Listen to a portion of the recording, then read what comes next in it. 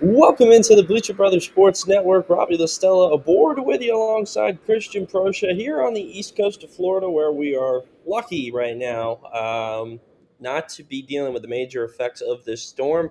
Pretty crazy, surreal. I've lived in Florida all my life, and I've never been as alert. I'm keeping up with the news and everything that goes into this hurricane because it seems pretty serious. But we're here to kind of take that seriousness away from you guys for the next hour and talk some Florida college sports. Really, we're talking FAU men's basketball and then college football around the state. So a lot to get into. My co-host Christian Proscia along for the ride with me. Christian, how's it going?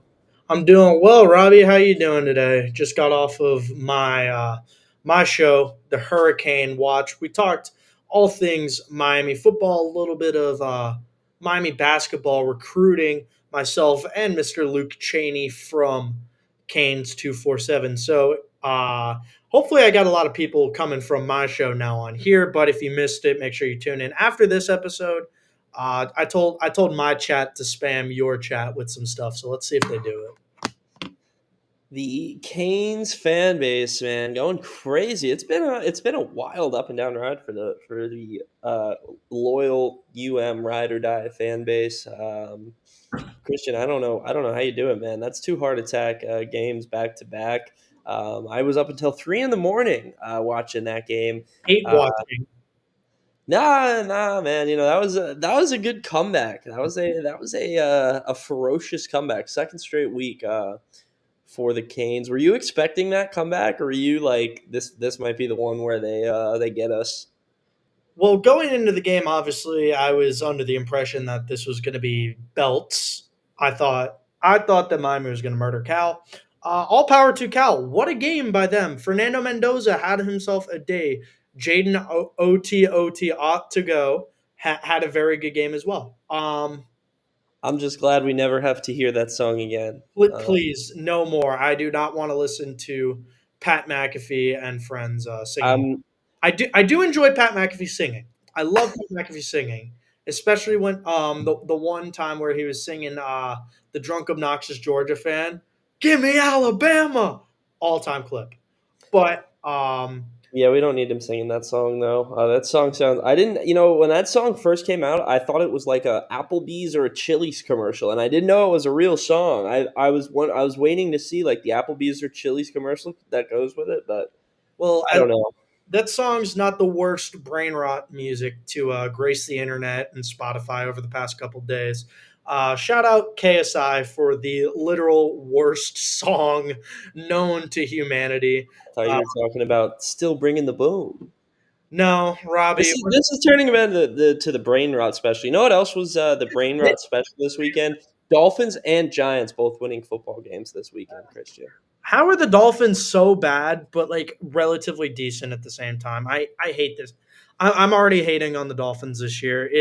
The season's over anyway. It was over the second that Tua went down, but I'd rather just lose that game. I don't. We're not making the playoffs anyway. Snoop Huntley, that's your Pro Bowl quarterback.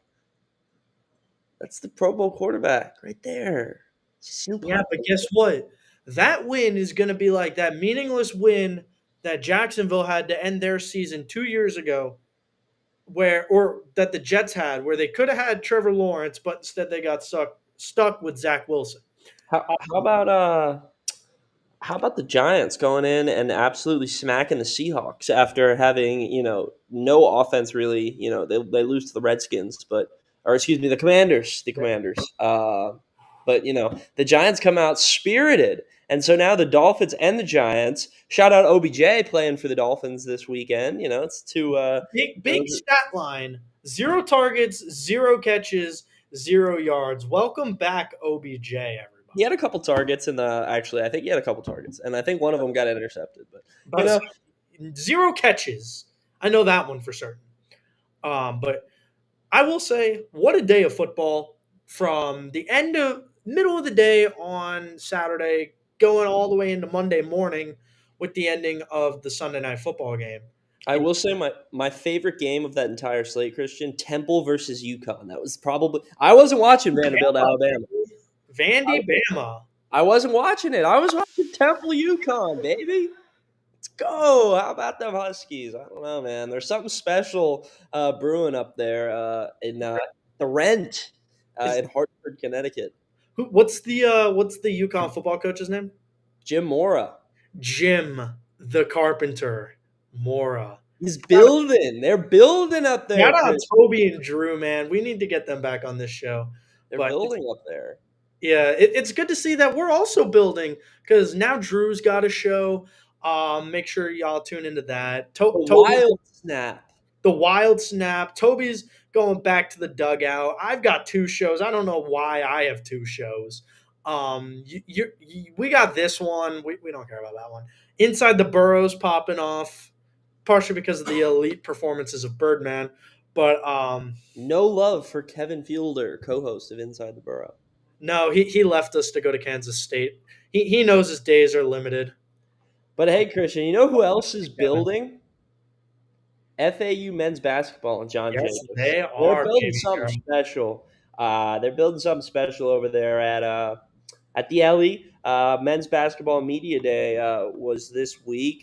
It was yesterday, which is crazy. It's come by and gone that fast. The first couple months of this semester have really come and gone. But Christian, men's basketball media day, new squad, new coach.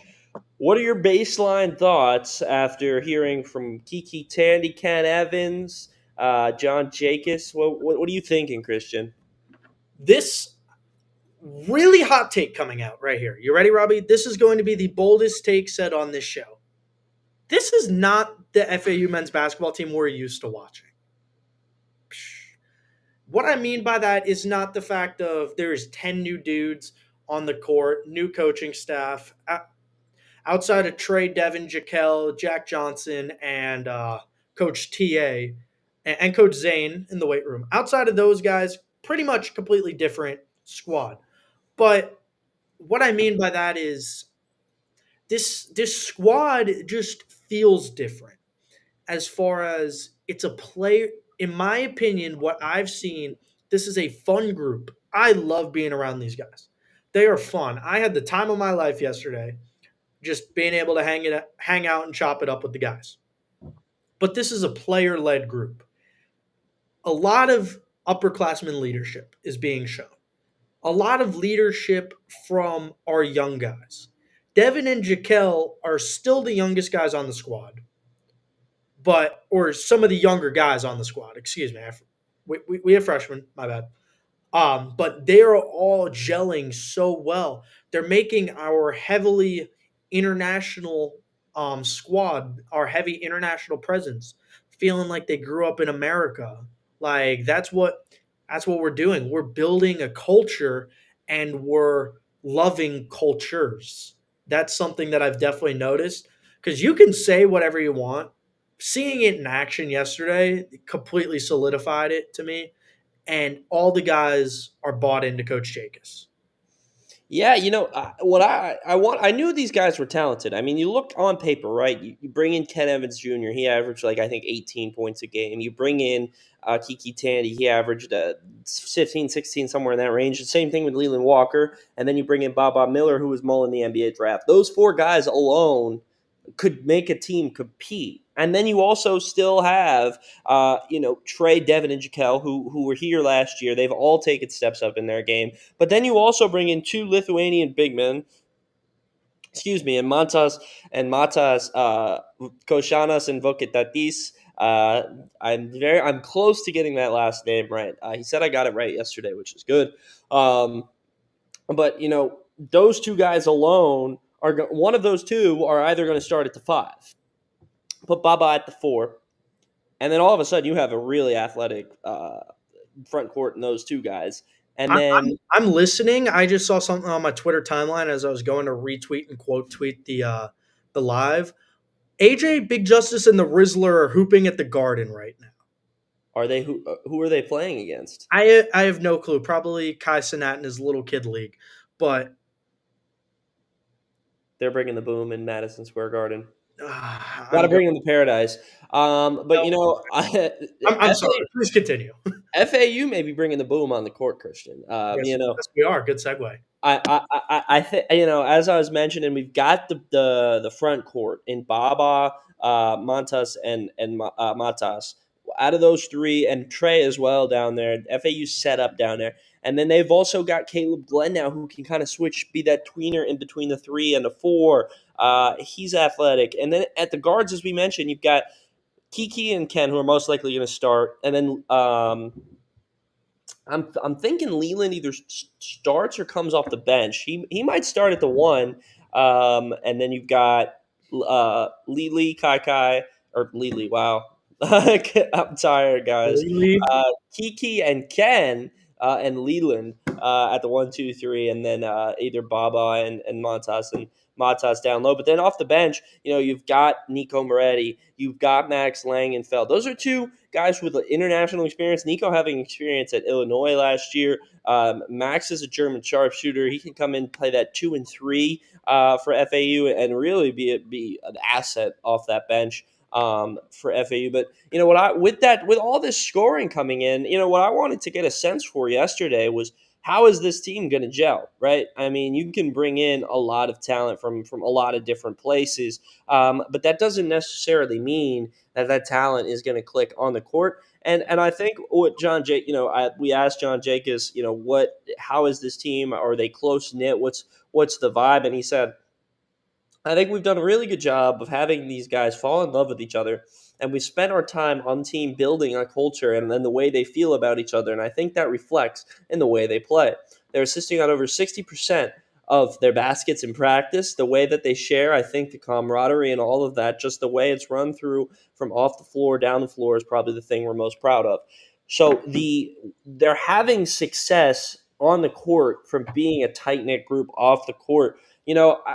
Last year's group, they grew up through the 4 years together, so it was easy for them to have that unity last year, and even in year 3. I mean, that was year 3 with a lot of those guys. So for them to come in year 1 and have that connectivity, I think this is a chance for this team to make noise in year 1. When a lot of people, I'm fully expecting to go into the AAC media days on Monday, and FAU is going to be picked probably.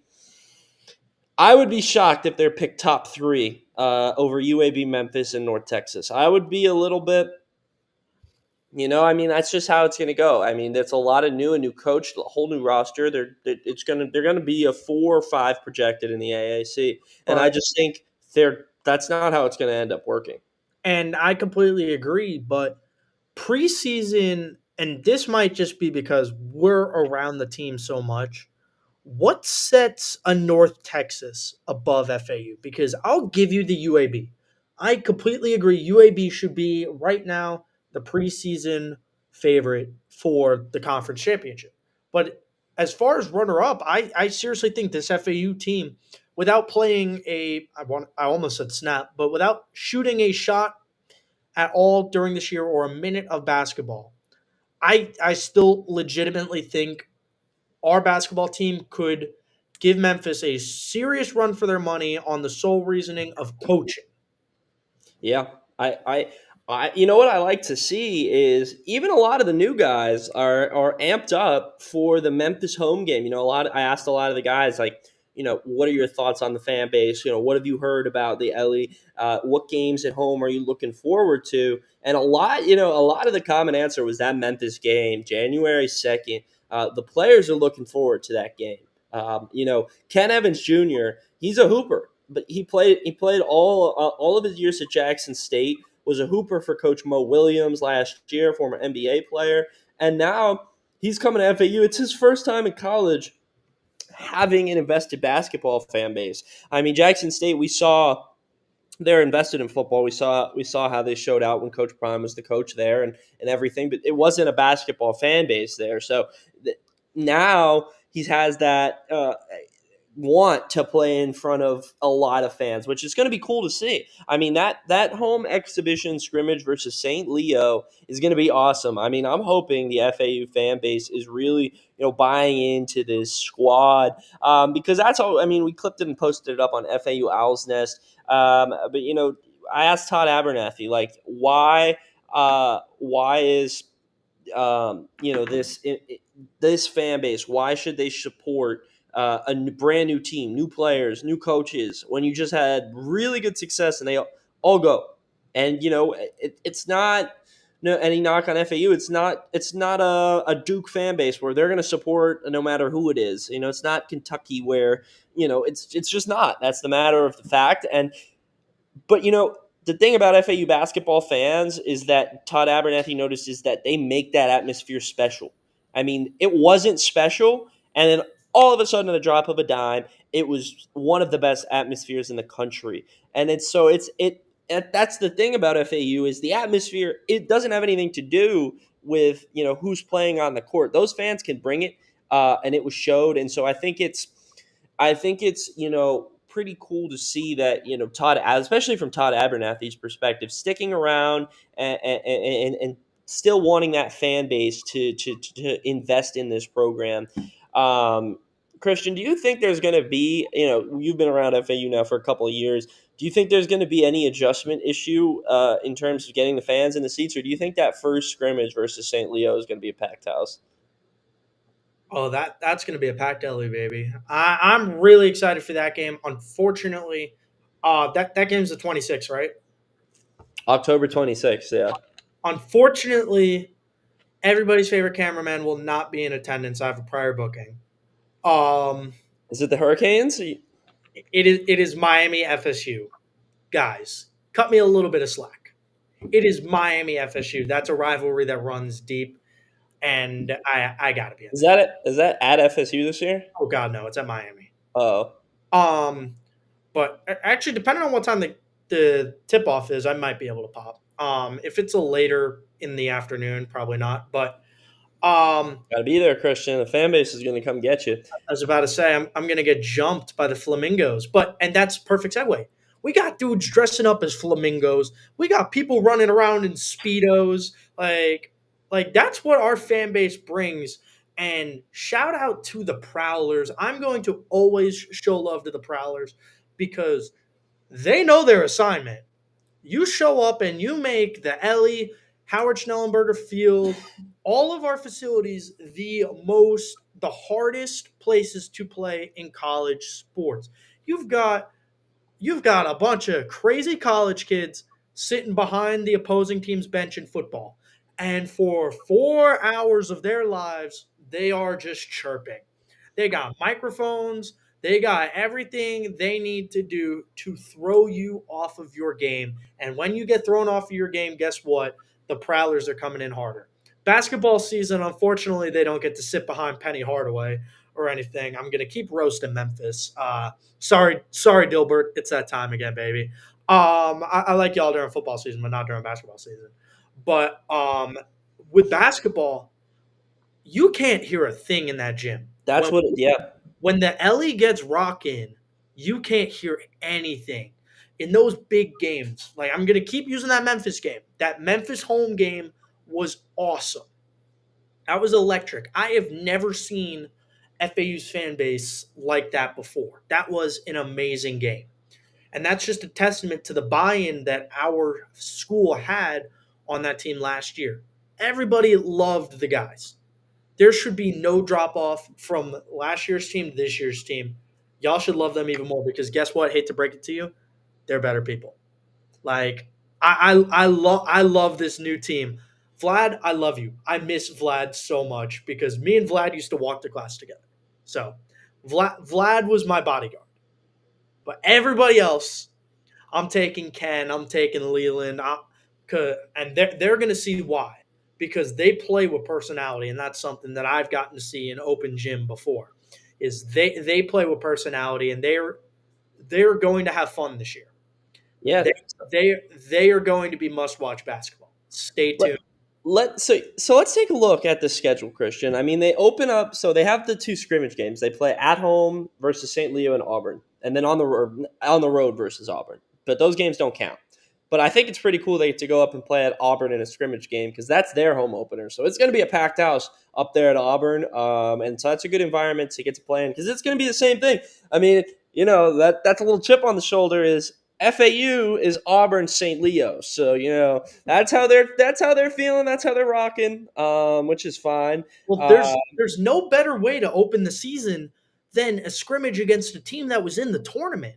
yeah, Like no, Auburn 100%. did very well in the tournament. Yeah. So, okay, let's And see what this team is made of yeah. very early on. And so then you go first game of the season, mid-major battle versus Indiana State neutral site. You'll know what this team is capable of based off that game. And you hate to judge off that first game, but FAU, if they are on a trend to be competing how they were last year and the year before, they should beat Indiana State. Yes, Indiana State has been good in recent years, but they went through the same thing FAU went through this offseason where Josh shirts, Robbie Avila, white chocolate, everyone's favorite player from last I year. like They now chocolate. play basketball at St. Louis. They are Billikens. And so that's a game you got to win. Establish it right away. Go up there, blow them out, Go up to Ohio, have fun. This team they want to score 100 points a game, and I mean, I don't know if they're going to be able to do it. I mean that's lofty goals, but Jordan Fee has ran offenses. He's an assistant coach for those who don't know, and he's ran offenses at Gannon and at Nova Southeastern. That these schools they were scoring 100 points. Now whether that's translatable to D1, I don't know, but we'll see. They've got the guards to score it like that. They've got the big men to put up in the paint to get offensive rebounds. And then and after Indiana State, they play Coastal Georgia at home. So that's the home opener. Then if you have momentum from Indiana State, that game should also be a blowout. And then a big matchup, a potential quad one Big 12 road matchup at UCF. Third game of the season. That's a big one right there, Christian. You don't get too many opportunities. Quad one wins in November for a lot of mid-major teams. That's an opportunity. UCF's not a powerhouse program by any stretch. They're decent. They're solid. And Johnny Dawkins is going to be looking for some wins this year. And so that's a chance right there against a potential tournament team. Then they go to the Field of 68 tournament. They'll play Charleston and Liberty at the University of Charleston. I mean, Crack the belts. If this team is what they're expecting, they should go into the Charleston Classic facing off against Oklahoma State 5-0 with with a quad one win at UCF. Now, whether they beat Oklahoma State or not, I don't know. That's a new program, new coach. Mike Boynton's gone. So, beat Oklahoma State, then you got the winner of Drake and Miami, which is going to be So think about that right there, though, Christian. So right there, by the end of November, you could have had played 4 quad one games. If you beat beat Oklahoma State, and then if Miami beats Drake, which they should, and so right there, you're pretty much if you beat Oklahoma State, you're pretty much guaranteed a second quad one game against Miami. And then championship game, I mean, I'm assuming I forgot who exactly is in that. I believe Butler is a potential opportunity for quad one game. That might be borderline quad two, though, depending on how they are. So we'll see how that shakes out, but a potential for 4 quad one games before the end of November. We lost Christian. But keeping going through their schedule a little bit, on November 30th, they are home versus welcome back, Christian. We lost you there for a second. Yeah, sorry. The Wi-Fi in this hotel just absolutely crapped out. In an undisclosed location, Christian Proscia, everybody. But Bro, y'all don't want to know where I'm at right now. But no, I was just saying, Christian. So after that stretch, so theoretically, that's gonna be tough. I mean, that's gonna be a tough tournament. And think about it. They're gonna be in Charleston. They're gonna be on the road. They play November 12th at UCF, then November 15th in Charleston. They don't leave Charleston until November 24th. They're in Charleston for nearly 10 days. They're going to be in Charleston. They're going to get in on the 14th, and then they're going to be in Charleston for 10 days. That's a not a bad place to spend a road trip if you're FAU, but man, I don't know. That's pretty rough. And so then they go home. They play home versus FGCU. That's a get back game at FIU versus Jacksonville versus Texas State. Then the big one, the final game of the non-conference stretch is at Michigan State. FAU should get, in my opinion, should finish this non-conference schedule at minimum with 2 quad 1 wins, a potential loss in there to maybe Miami, maybe who they play at the championship game. I don't know. You don't want to overpredict, but it's tough to say they're going to beat Michigan State. Tom Izzo's got that program up and running, really, really solid. They've had a down year-ish 2 years ago, but now they're back and in full force. But I think they make it out with 2 quad 1 wins and 2 quad 1 losses. And that sets them up pretty decently heading into conference play. They open up versus Memphis, at East Carolina, at Charlotte, versus UAB, at Tulane, versus Rice, at North Texas, versus UTSA. February 2nd, home versus South Florida. 2 huge games. February 2nd, home versus South Florida. And January 2nd, home versus Memphis. The second, fans, if you're at home right now, take off right now. Call your jobs. February 2nd, January 2nd. Call off from your jobs. Go on TickPick right now. Find somebody selling those tickets. Buy them up. Memphis on the road on February 23rd. Isn't Reutman selling some of his basketball tickets because he's moving to? I don't know. Shout out Roy Man on Twitter, but I don't know. Congrats for the job again, buddy. I don't know if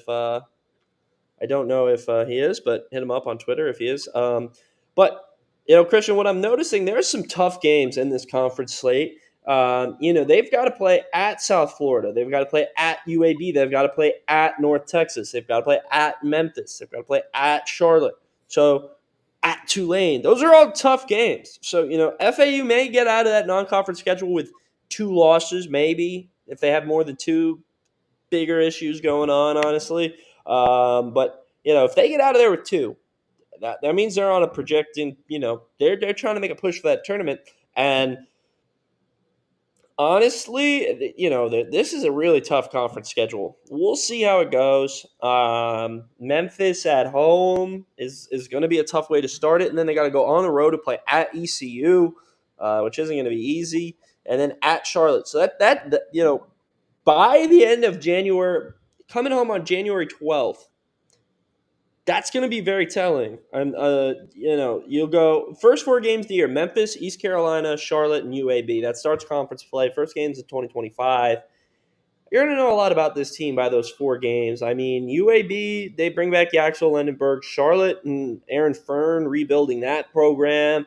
East Carolina returns some players as well. Memphis is retooling. Some off-the-court issues there, but they brought in Tyrese Hunter, PJ Haggerty. They're expected to be good.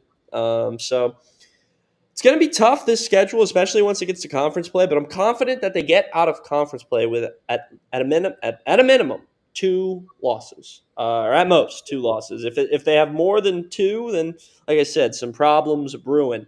But they should try to get out of there with 2. Hopefully, run that Charleston tournament. If they can run the table at that Charleston tournament, there's a chance that they only go the loss at Michigan State. And I mean, if they go into that Michigan State game undefeated, but it's year 1 of the John Jakus era, and you don't want to say that a team. There's a chance looking on paper. I mean, there's a chance on paper FAU football coming into the season would have been very, very, very good. They would have been very, if you were looking at the schedule beginning of the season, you would have been like, oh yeah, this team can win 9 games. I was that guy. So you don't want to say too much, especially in the early years of a program being built. But it's there.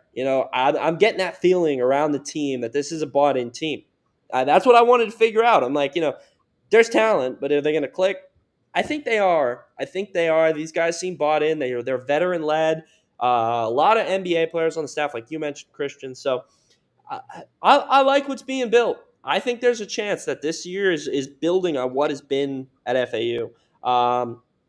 But I really like the depth of this team, Christian. I think that's going to be, closing out here before the 8:30 break. I think with FAU basketball, I think this team has a chance to have more depth than it's had in a while. Coming off the bench, you have a chance to get a guy like Devin Vanderpool off the bench, who never got the opportunity last year. This is his supposed, this year and next year are the years where a redshirt guy is supposed to make his name known. Both him and Jaquel off the bench. That's going to be huge. Both of them could provide huge scoring off the bench for FAU. Nico Moretti off the bench, Max Langenfeld off the bench. All these guys, they can all really score it. And Nico's a really good facilitator off the bench, which I think is going to be important. And then in the starters, 6-man role, maybe, depending on how things work out, between Leland, Ken, and Kiki, along with Caleb Glenn in there, Matas and Baba. I mean, there's a lot of scoring coming on from that group. As I mentioned, this is a team that's going to want to play fast. They're going to want to, it's not going to be let's dribble, let's set things up. It's going to be okay. Leland's coming down with the ball. It's going to be his turn to score. Baba set him a screen and work from there. It's gonna be quick. It's gonna be. There's not gonna be. They'll be facilitating. What John Jakus has noticed is they're assisting on a lot of their baskets, but it's quick decision making. It's okay. Yeah, this was Leland's possession where he was looking to score, but Kiki was wide open in the corner. So I think the unselfishness of this team will be valid and huge. But this season is going to come down to really how much did they click early on, because it's year one. There's the culture is still being built, but if it's moving as John Jakus wants to, there's a chance something special is brewing once again in Boca Raton. That first game of the season, Indiana State road matchup, mid-major battle, at large. Excuse me. Implications on the line in that one. That's one you're going to want to tune into to see what this Owls team will bring to the table. We'll talk some more. What were you going to say? FAU basketball, baby. It's here and it's spectacular. John Rothstein. He hasn't been around the program yet this year. I see him doing his little update things at all these other programs. It's all right. Shout out. Let everybody. What were you going to say? Let him sleep on us. Shout out Mike O'Donnell. I believe he works for CBS Sports. I don't know. He's a play-by-play guy. He came and he was a really good basketball player at UCF, by the way. But he came and checked out the program. We've got some people keeping an eye. John Rothstein's not one, but the national media will pick up on the program if they beat Oklahoma State and Miami. It's got to take. People sleep on FAU once again. I'm telling you, they're going to go into the AAC meetings. They're going to be picked 4th or 5th.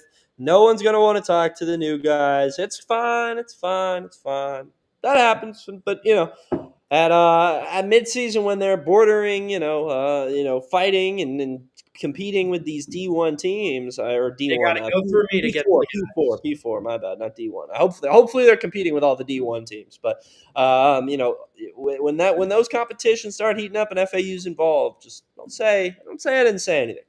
But at the same time, new team, a lot of unknowns. We'll see what happens. We'll see. When y'all decide to get on the hype train, just know I'm the bouncer. Christian's also intermittent, so we'll even see if he's allowed in the Ellie this year. I don't even know if they'll let him in, but we'll see. They still love me out here. FAU basketball just followed me on Instagram an hour. Whoa, he's a admin. They're a fan. It's definitely because I zelled Jack. So Jack, good to know that $20 hit your hit the account. All right, Christian. Well, Christian's $20 richer. We still got to take a quick break here on the Bleacher Brothers Sports Network. 8:34. We will take a quick break. When we come back, I got to tell Christian the Gators, they're back, baby. But we'll be right back so I can tell Christian the Gators are back.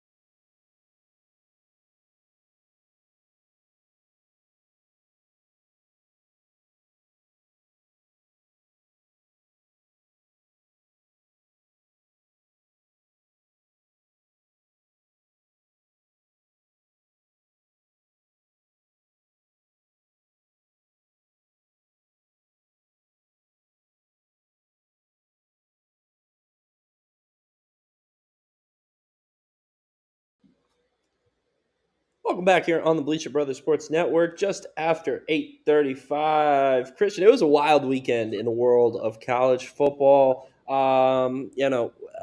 Vanderbilt beat Alabama. We'll talk about that in just a second. But Florida is back. Billy Napier is saving his seat, his job. The Gators are back. They're 3-2. I said on this program a couple weeks ago that, Gators can beat UCF. And everyone was like, oh, no, UCF.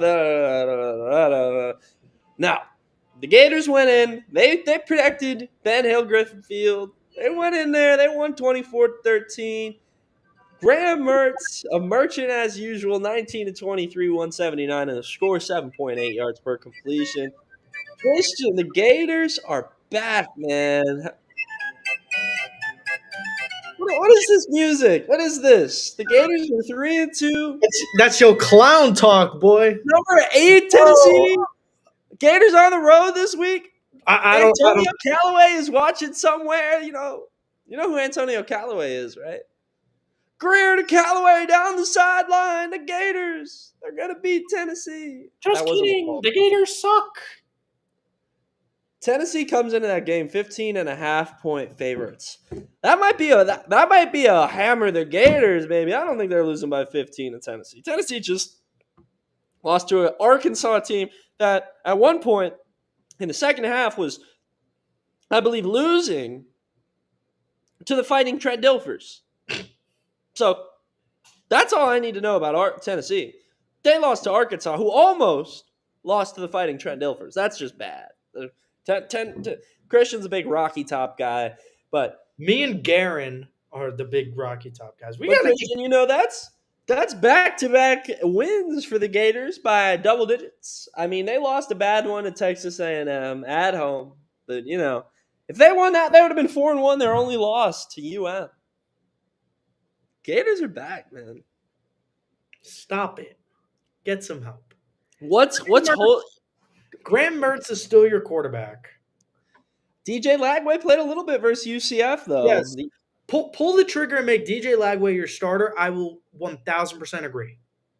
DJ Lagway is a baller. I've said it since he was in high school. Kid's a baller. Real hot take. DJ Lagway is good at football. But the Gators high school player of the year. He's all right at football. But I don't know, man. The Gators are back. I mean, no, bro. Graham Mertz was connecting all over the field. Hit 6 different receivers. It's pretty good, Christian. They were probably checkdowns. Check that. He hit 5 different receivers, but exactly. I mean, mid. But I do want to give a little Lucre Sports update. Beginning of the second period here, Panthers home opener against the Boston Bruins. The Cats 4-2-1 lead over the Bad Boys from Boston. Big performance from Sam Bennett. Two goals already. Christian, there's a hurricane coming. I'm drinking Callaway Blue water.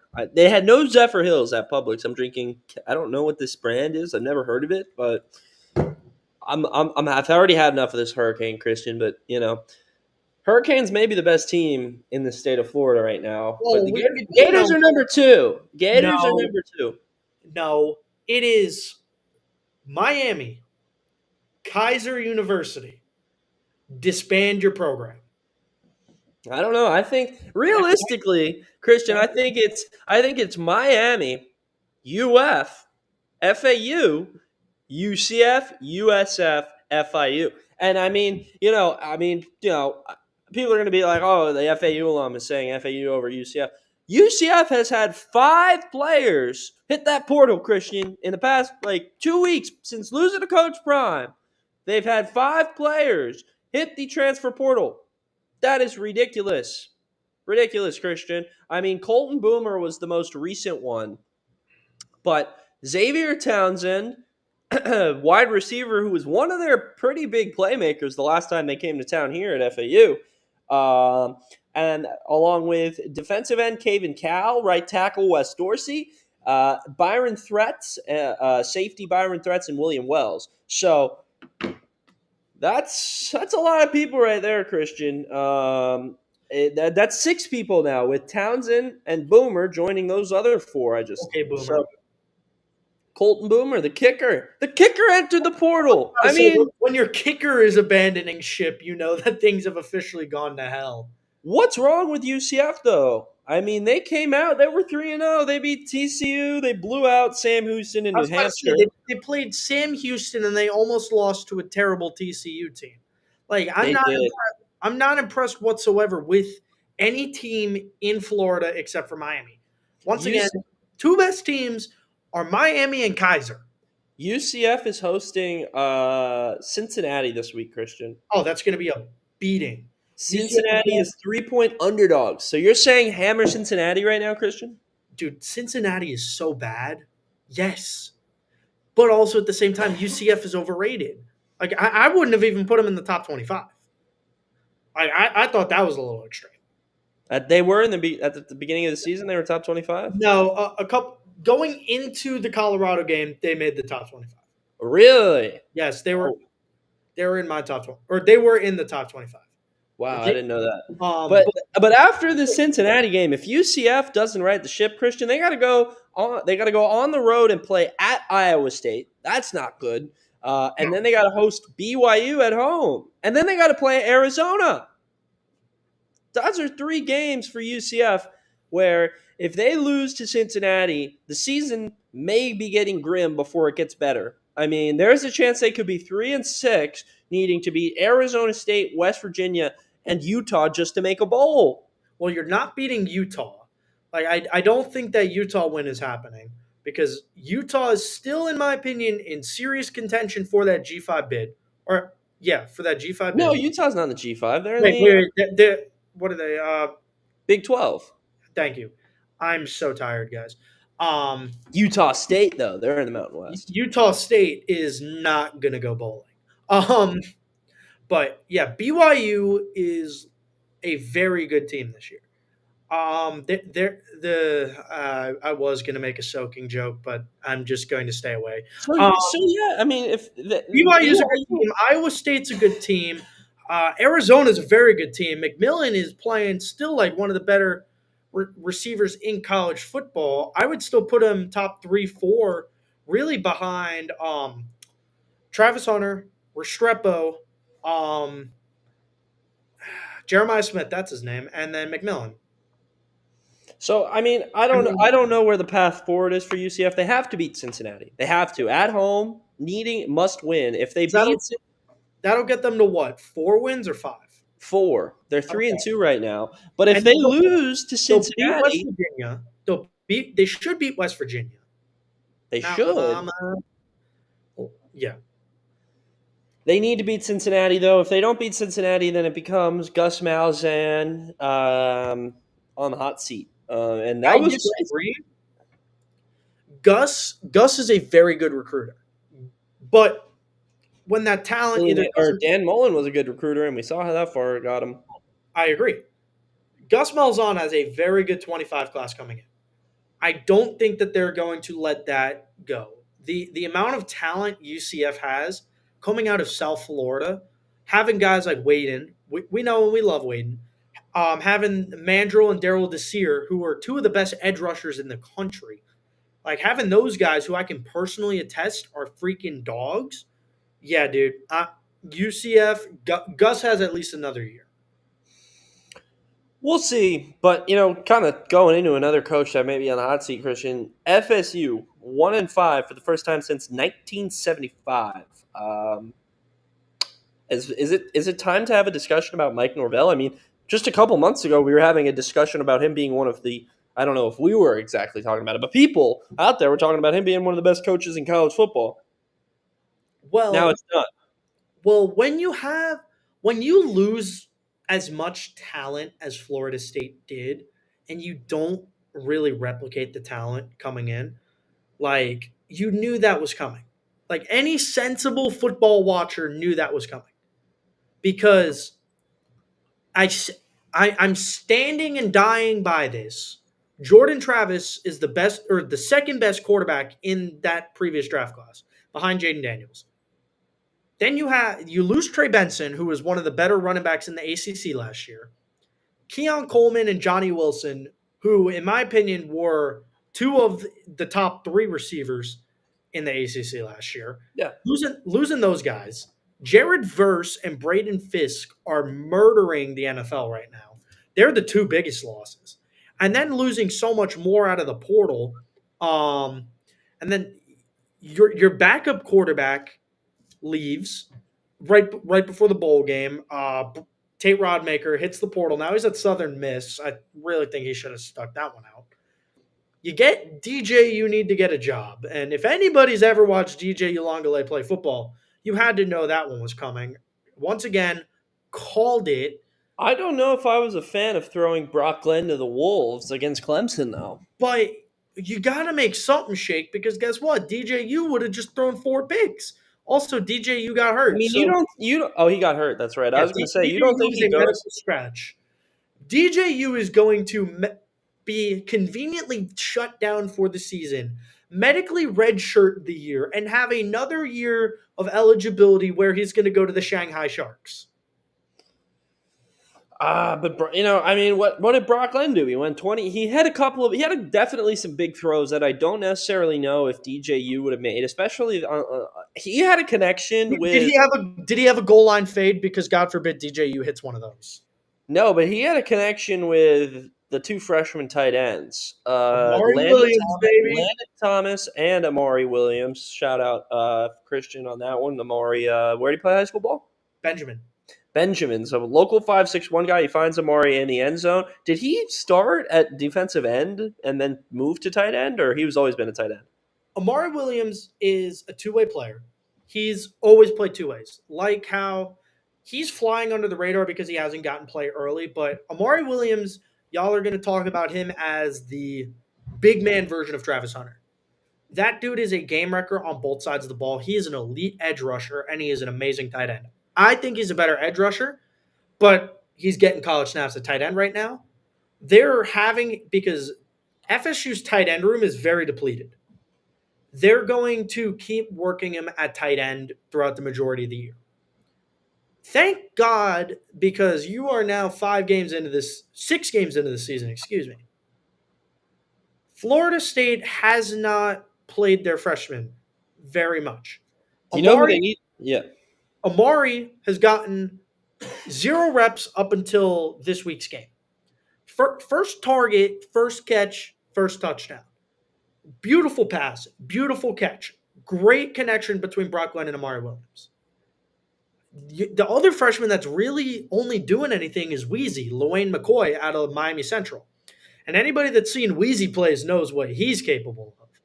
And he's the one that he's the one that did the little that dance. He's the one that started it. What's his name? Lawayne McCoy.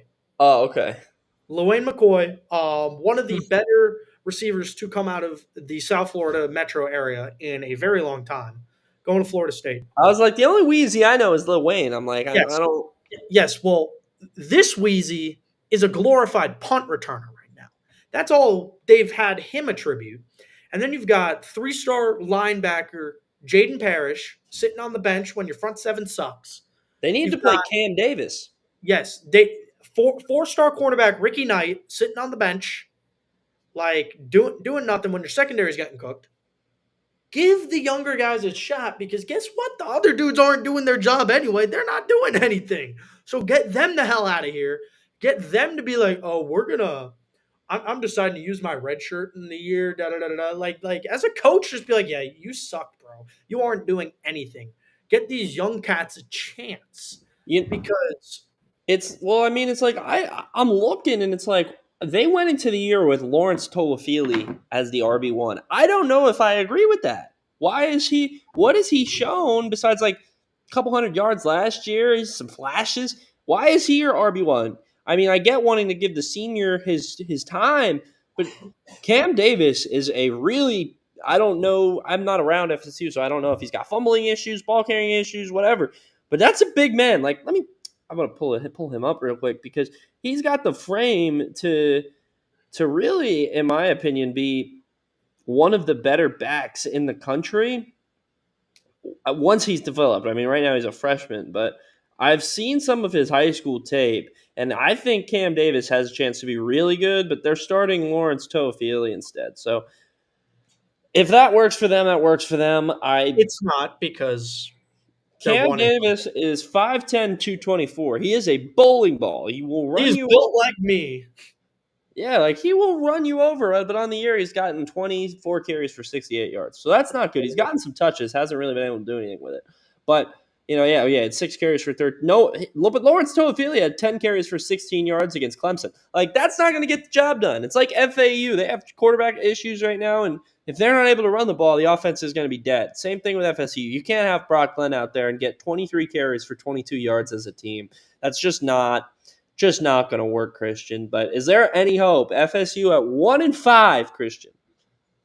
They've got to play Duke, Miami, North Carolina, Notre Dame, Charleston Southern, and Florida. Are there 5 wins in there? There's 2. Your last 2 games of the year are the They're only not beating UF. UF is not losing to Florida State. That is just not happening. I'm still giving the win to Florida State. That's not happening. The Gators. Florida has not impressed me. Congratulations. You beat up on an overrated UCF team. We've already had this conversation. Still, you're going to get rolled by Duke. Duke looks good as hell this year. You're going to get murdered by Miami. Miami is going to kill Florida State. It is going to be bad. Mike Norvell may get fired after the Miami loss. Then you got UNC. Are you going to call in Odell Haskins again? Ooh. That's their old. Dude, at this point. He was the interim. Shit. Call Willie Taggart. Just kidding. Don't do that. That dude blows as a coach. But UNC is a struggling team this year. They got murdered by James Madison. Murked by James Madison. I would still give the win to UNC. I guess. Charleston Southern, really? That's like playing North Alabama last year and then losing Jordan Travis midway through the most useless game of the season. Because the game that Jordan Travis shattered his leg was the North or South Alabama, whichever team it is. Useless game ever. Why do they play at an FCS school in the second to last week of the year? Stat pad? I guess, but that's exactly their star quarterback's playing in a meaningless game. I mean, they're not going to. That game is going to be meaningless, but not for FSU. It's going to be meaningless for both of them. Guess what? That game had a lot of impact. Yeah, because FSU could have won the Natty last year. But if Jordan Travis was their quarterback, they would have won the Natty. But Christian, kind of going. We got 2 more Florida teams to touch on here. USF. I mean, they were on bye week last week, and they needed that bye because Byron Brown may be out for the season. I was about to say, do we have an injury update on Byron Brown? Because they don't know. We haven't got anything yet. I haven't seen. They're keeping that so close to the chest. Yeah, because I mean, they're scheduled to play Memphis this week at home. So, Godspeed. I am praying for the Tampa Bay coast. I'm praying for Sarasota or Charlotte, all those guys over there. But they're supposed to play football on Saturday. I don't know if the state is going to be in condition for that. Game has already been rescheduled for Saturday, though. It was supposed to be on. Yeah, they rescheduled it to Saturday. No way. Yeah, they moved it from. It was supposed to be on either Thursday or Friday. Whenever the AAC's been playing their games lately, and yeah, now it's on Saturday. So, but that's not moved enough. So I don't know. I'm concerned for USF. I don't think Bryce Archie is the move at backup quarterback. I think they should have invested with the way they run Byron Brown and the up-tempo offense. I think they should have invested in a backup quarterback a little bit more. But USF's got to figure it out fast. They've kind of fallen into a bit of a lull here. And so they gotta bounce back. And we'll see. Memphis is a tough matchup right away. And then we'll see. They're scheduled to play Saturday at 3:30. USF sits at 2-3. They play. So after this, they play UAB. Which, if they lose to UAB, That's not good. But then they play FAU at home Friday, November 1st. So Loss. Memphis, UAB, FAU for USF. We'll see how that goes. But I'm concerned for for USF. But Christian, our final Florida team to talk about, FIU, currently losing to Liberty 17-10 right now on CBS Sports Network. Hey Dan, pull up that game. Liberty is running it down their throats. They've got 200 yards rushing Loss. touchdowns. And so Keone Jenkins has completed less than 50% of his passes for 85 yards and an interception. So At least they have cool uniforms. they are. I don't know if tonight is their. No, FIU has to play back-to-back games on one. Oh my gosh, the schedule is horrible. They play. They play on what's today? They play on Tuesday today. They play Wednesday next week. They play Tuesday the following week. They play Tuesday the week after that, and then the final 3 games of the year are on Saturdays.